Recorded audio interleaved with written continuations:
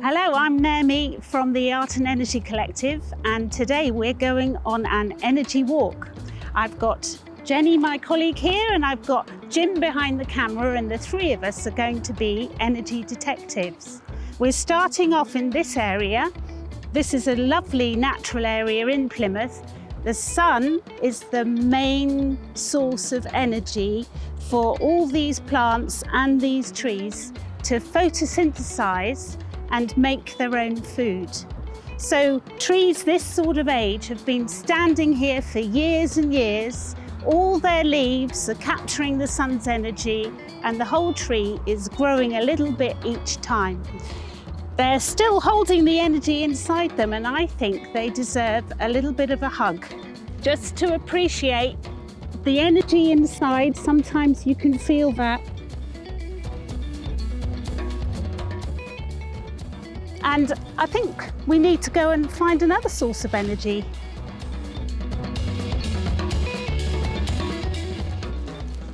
Right here is a solar panel, and these cells are really acting like the leaves on the trees. They're a much more technical solution where they'll trap the sun's energy and turn it into electricity. We think that really solar panels should be celebrated. I think it's about time we go and find out where this electricity has gone. Okay. Well, we found this metal box here, and you'll find a lot of these if you look hard in your city or town. And this one is like a substation that's reducing the real high power electricity in the main grid right down to 230, 240 volts for your ordinary plugs in your home. It's quite interesting, you can actually hear it. It's really quite loud, that hum of the electricity, and getting close to it is also, it's actually surprisingly warm. So I guess energy, when you think about it, it's either producing sound or it's producing heat, or in the cars that you can probably hear in the background, it's producing movement. And then I guess we could also have light as well. Yeah. So perhaps that's something we could look out for on our little walk. Yeah, let's look for the light. Let's see what we can find.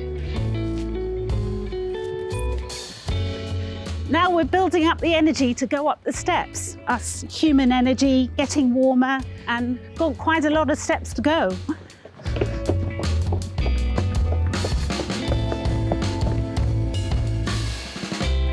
When you're going on an energy walk, you come across manhole covers, and sometimes they're really interesting, and it's worth having a look to see whether there's any energy under those. And there's one here which is covering a gas pipe.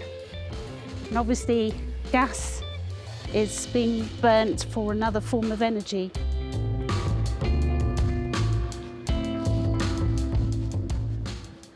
We've got another lamppost. I like lampposts. There are so many different types, and there'll be cables under the pavement here taking the electricity up to light the streets. And I always like to think that under here the cables are a bit like roots of a tree. So I give this a bit of a hug as well. Doesn't feel as full of life though, not in the same way. I spotted some more energy over here. Somebody's using the energy of the wind to dry their laundry.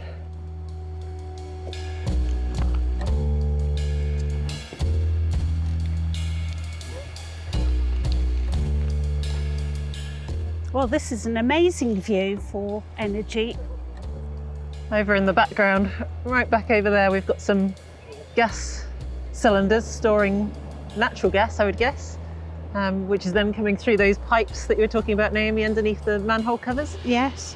Cooking people's dinners? The sea, just looking at the water and the sea here, the sea covers 70% of the earth, and the tidal changes affect all sorts of things.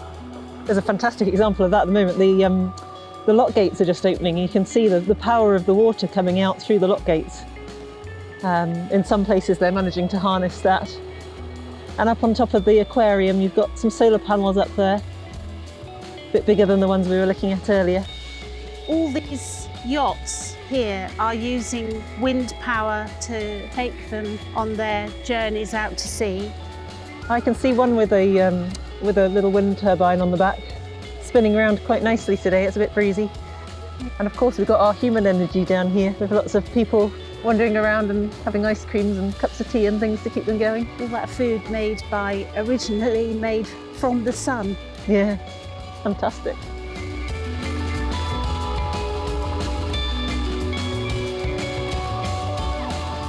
So look at all this traffic and people driving around. They're all using petrol and diesel, fossil fuels that we want to reduce on the planet in order to maintain a much healthier environment. We've just been talking about the noise and the smell, as well as the fumes coming out of it.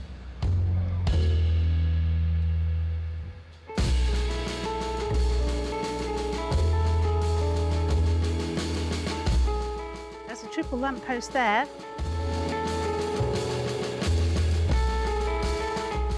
We've just seen a really interesting use of wind energy over here, and he's right at the far end. It just proves really that energy isn't all boring and dry. It can be really fun as well.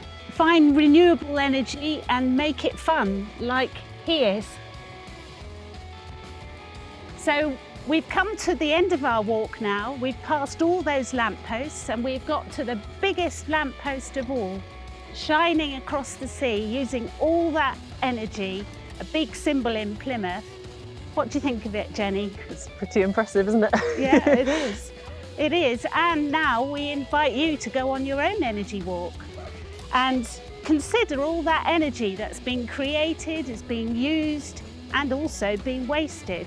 And think of the journey towards having more renewable energy and less of all that fossil fuel, that gas, the petrol, the diesel, all those forms of energy that do the world harm as opposed to good. What do you reckon? Yeah, please do get in touch. Join us as part of the Moths to a Flame project. We're taking that message to world leaders, giving them some direction and permission to make those changes that we so need. Yeah, and our wishes for the future are definitely that, aren't they? More renewables, cleaner, healthier environment to live.